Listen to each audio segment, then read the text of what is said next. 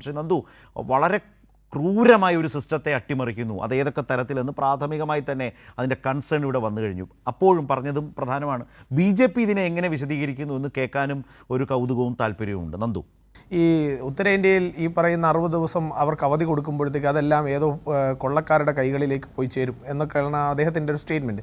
നമ്മൾ മനസ്സിലാക്കേണ്ട ഒരു യാഥാർത്ഥ്യം, 125 ദിവസം തൊഴിൽ ലഭിക്കുന്നു ഒരു സാധാരണക്കാരന്. ഈ 125 നേരത്തെ 100 ആയിരുന്നത് അത് 125 ഉയർത്തി.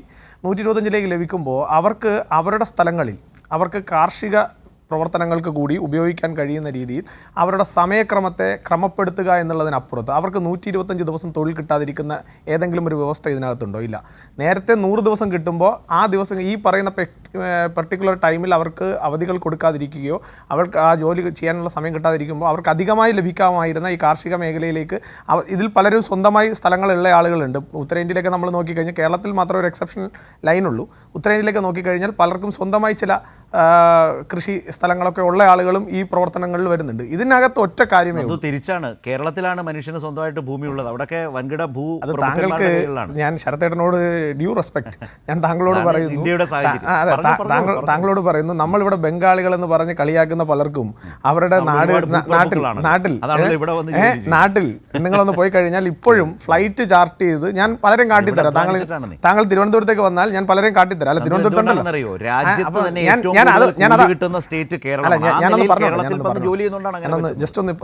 എന്നെ പറയാൻ താങ്കൾ ഏർപ്പാട് ചെയ്തിട്ട് അതിൻ്റെ ഇടയിൽ കയറാതെ.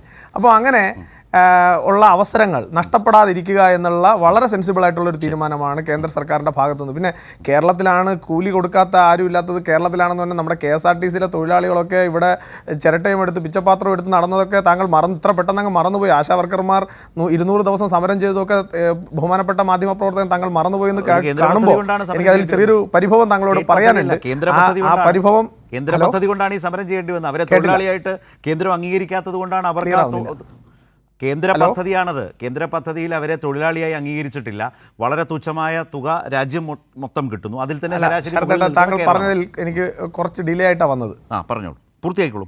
അപ്പോൾ ഇതാണ് അതിനകത്തുള്ള കാര്യം. ഇനി ബഡ്ജറ്റ് അലോക്കേഷൻ, ഞാൻ ബഡ്ജറ്റ് അലോക്കേഷൻ്റെ അദ്ദേഹം പറഞ്ഞൊരു വളരെ ഒരു നിരുത്തരവാദപരമായിട്ടുള്ള ഒരു സ്റ്റേറ്റ്മെൻറ്റാണ് ബഡ്ജറ്റ് അലോക്കേഷനുമായി ബന്ധപ്പെട്ട് അദ്ദേഹം പറഞ്ഞത്.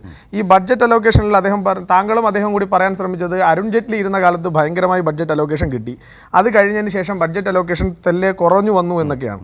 താങ്കൾ ബഡ്ജറ്റ് അലോക്കേഷൻ 2020-21 അത് 61,500 കോടി രൂപയാണ്. അതുപോലെ അത് റിവൈസ് ചെയ്യേണ്ടി വന്നു. അതായത് ഫണ്ട് റിലീസ് ചെയ്ത് ഏറ്റവും അവസാനം അത് ഫണ്ട് റിലീസ് ചെയ്യുമ്പോൾ 1,11,170 കോടി രൂപയായിട്ടാണ് റിലീസ് ചെയ്യുന്നത്. അത് കഴിഞ്ഞിട്ട് 2021-22 കഴിയുമ്പോൾ 73,000 കോടിയാണ് അലോക്കേറ്റ് ചെയ്യുന്നത്. അത് 98,000 കോടിയായിട്ടാണ് റിലീസ് ചെയ്യുന്നത്. കാരണം ഓവർ വർക്കിൻ്റെ ഇത് വന്ന കാരണം.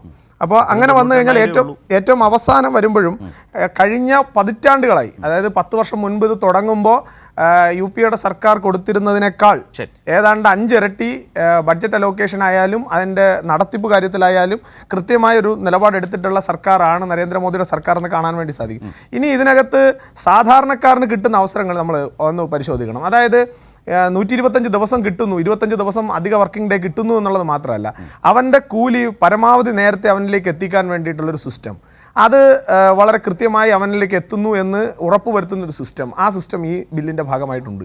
അതുപോലെ തന്നെ മുമ്പൊക്കെ നമ്മൾ ഈ കേരളത്തിൽ നമ്മുടെ രാഷ്ട്രീയ പ്രവർത്തനത്തിൻ്റെ സാഹചര്യത്തിൽ നിൽക്കുമ്പോൾ നമ്മൾ ഏറ്റവും കൂടുതൽ കാണുന്നത് ഈ കേരളത്തിലെ ഇടതുപക്ഷ പ്രസ്ഥാനങ്ങൾ അവരുടെ ഒരു ഈ പറയുന്ന തൊഴിലുറപ്പ് തൊഴിലാളികളുടെ അവരുടെ പൊളിറ്റിക്കൽ മീറ്റിങ്ങിന് വേണ്ടിയിട്ട് ആളെ കൂട്ടാൻ വേണ്ടിയിട്ട് ഉപയോഗിക്കുന്ന ഒരു സിസ്റ്റമായിട്ട് കാണുന്ന ഒരു സാഹചര്യം ഉണ്ടായിരുന്നു. അതിന് വേണ്ടിയിട്ട് ചില മാറ്റർമാർ ഇപ്പോഴും ഈ തെരഞ്ഞെടുപ്പ് സമയത്തും ഒക്കെ ചില മാറ്റർമാർ അവരുടെ തൊഴിലുറപ്പ് ഗ്രൂപ്പുകളിലൊക്കെ ഇടതുപക്ഷത്തിന് വോട്ട് ചെയ്തില്ലെങ്കിൽ നിങ്ങൾക്ക് തൊഴിൽ നഷ്ടപ്പെടുമെന്നുള്ള നിലയിലൊക്കെ ഭീഷണിപ്പെടുത്തുന്ന രംഗങ്ങളുണ്ടായിരുന്നു. ഞാൻ പല വോയിസ് ക്ലിപ്പുകളും ഇന്ന് പൊതുസമൂഹത്തിൽ അവൈലബിൾ, ഞാൻ അതുകൊണ്ടാണ് അതിലേക്ക് പോകാറുണ്ട്.